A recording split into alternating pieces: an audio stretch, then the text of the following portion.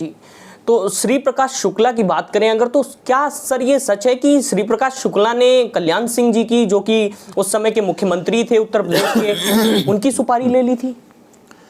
देखिए ऐसा है ना, ये जो बात हुई थी उनकी सुपारी ली थी कि नहीं ली थी, ये अजय राज शर्मा साहब की और माननीय मुख्यमंत्री श्री कल्याण सिंह के बीच की बात हुई थी। उस समय उनकी पोस्टिंग थी सीतापुर में पुलिस ट्रेनिंग कॉलेज में। अजय राज शर्मा साहब उनको बुलाया गया, कल्याण सिंह साहब ने उनसे ये बताया और शायद यही बताया कि मेरी जानकारी के हिसाब से ऐसा ऐसा उसने किया है, कल आप आके ज्वाइन करिए और एक अपनी टीम बनाइए। और अब इसने अति कर दी है, अंधेर कर दिया है और इसको ही should be brought to book. तो ये उनके बीच में बात हुई और जो बात हम लोगों को जानकारी है वो यही है कि उसने इनको और इनके करीबी, ज़्यादातर इनके करीबी पॉलिटिकल आदमी हैं, वो उनको टारगेट करना चाहता था जिससे ये मैसेज जाए कि मुख्यमंत्री जी भी सुरक्षित नहीं है। कुछ इस तरह की बात थी और बाद में इसको यही कहा गया कि साहब मुख्यमंत्री की उसने सुपारी ले ली थी।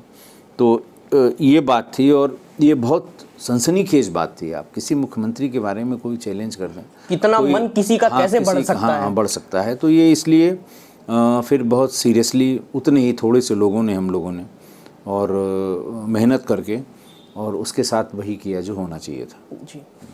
तो इसकी प्लानिंग कैसे हुई सर? क्योंकि श्री प्रकाश शुक्ला एक जिले से दूसरे जिले में नहीं, देखिए उसी समय शायद सर्विलांस सिस्टम की भी शुरुआत हुई।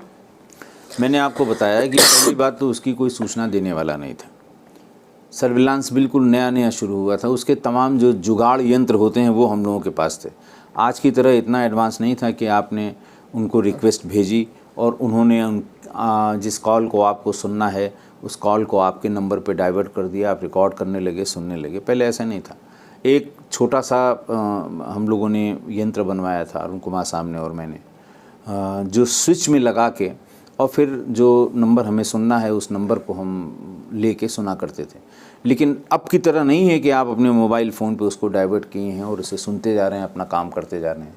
वो स्विच में जाने, दो ही मोबाइल फ़ोन थे, उषा और एसआर, उनके स्विच रूम में बैठ के संबंधित। और कभी कभी जो बहुत ओल्ड सीरीज़ के नंबर थे वो उसको सुनने के लिए मेरठ वाले स्विच में जाना पड़ता था।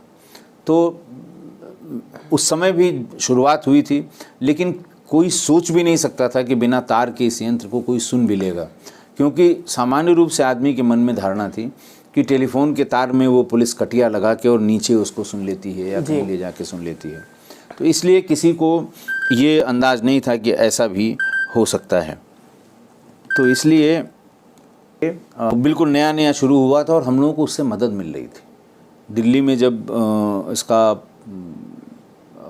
जो हम लोगों ने फाइनली जो हम लोगों का आमना सामना हुआ जिसमें ये मारा गया, दिल्ली से गाजियाबाद की तरफ से भी आ रहा था, तो वो जो है वो दिल्ली पुलिस चूँकि हमसे थोड़ा आगे थी, क्योंकि वहाँ पर mobile phone Uttar Pradesh east circle की अपेक्षा हमारे ख्याल से साल भर पहले आ गया था। तो वहाँ उनके पास, उनको पहले से उन्होंने जान लिया था, उनको सहूलियत थी, उनसे हम लोगों ने मदद लेके वो टेलीफोन नंबर लगवाए थे, सुन रहे थे। तो वहाँ हम लोगों की बड़ी मदद हो गई थी। वो ये पहला ही इंसिडेंट था जो सर्विलांस के थ्रू हम लोगों ने एक गोल अचीव किया था। जी।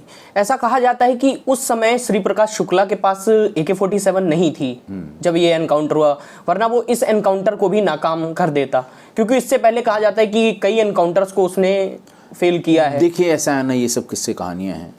उस समय उसके पास जो नहीं था वो हम लोगों को जानकारी हो गई थी, क्योंकि उसे एयरपोर्ट आना था और एयरपोर्ट से उसे रांची जाना था। तो नेचुरली जब कोई एयरपोर्ट आएगा तो AK-47 लेके नहीं लेके आएगा, चाकू भी लेके नहीं आएगा और कोशिश ये करेगा कि उसकी इस मूवमेंट की किसी को जानकारी ना हो। बाई रोड उसने अपने सारे असलहे रांची भिजवा दिए थे। जो लोग उसको वहाँ रिसीव करने आते वो सब उस गाड़ी को ले आते जिसमें असलहे थे। फिर ये अपना जिस काम के लिए जा रहा था काम करता। तो इतना जो समय लगा, हम लोग भी तो इसी तरह की चीज़ों के लिए उसके इंतज़ार में थे। और अगर AK-47 होती भी तो उसके पास एक ही तो होती जी, बहुत होती, दो होती। यहाँ तो पूरा जब जो हमारे ATS के जो साथ में हम लोगों की टीमें 5-5, 6-6 गाड़ियों से 25-25, 30-30, 40-40 लोग चलते थे, सब AK-47 और STF का मिशन ही यही था कि इसको खत्म करना है और अंत करना है। सवाल इसका ये नहीं है कि भाई लॉस ऑफ लाइफ दोनों तरफ से होती, यही तो होता। जी। लेकिन ऐसा नहीं था कि वो AK-47 ले लिया तो खुदा हो गया, ऐसा नहीं था, और ना हम लोगों के दिमाग में कभी आया। लेकिन वो मौका अच्छा था कि उसे बाय एयर जाना था रांची, और सबको पता है कि जब उसे बाय एयर जाना है तो हर हाल में खाली हाथ जाएगा।